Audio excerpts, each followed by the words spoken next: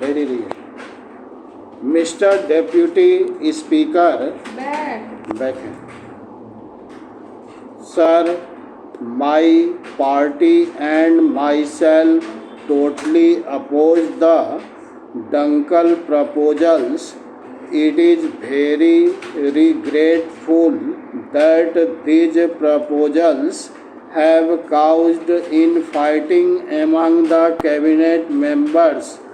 One of your ministers says that export of our country will increase with the exception of Dunkel proposals, and another minister says that such exception will destroy our country.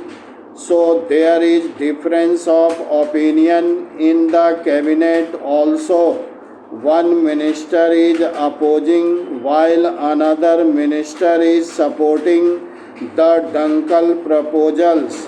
When there is so much difference of opinion in the cabinet itself, what right they have to remain in government? One of the two ministers should go. The minister who is opposing his government's policy should resign. If the government is ready to accept the Dunkel proposals, the agriculture minister should resign. And if the government is not accepting the proposals, the commerce minister should resign, as he was pressing the proposals. When the farmers resort to agitation for their demands, the entire government will have to resign. Parachin. Mr. Deputy Speaker, sir, our country is severely affected by drought at present. Odisha, Bihar, Maharashtra and eastern part of Uttar Pradesh are affected by drought, but our central government decides everything in a haphazard manner. The Prime Minister survey a state for once and gives rupees 10 crores, rupees 20 crores or rupees 50 crores. Then he goes to another state. Such a haphazard manner cannot solve the problem. There should be a permanent solution. Even after 65 years of independence, the government has not been able to control drought. Maximum rainwater is wasted and there is no storage facilities. Sir, Andhra Pradesh is also severely affected by drought and the situation has become so worse that the farmers are forced to kill their own children.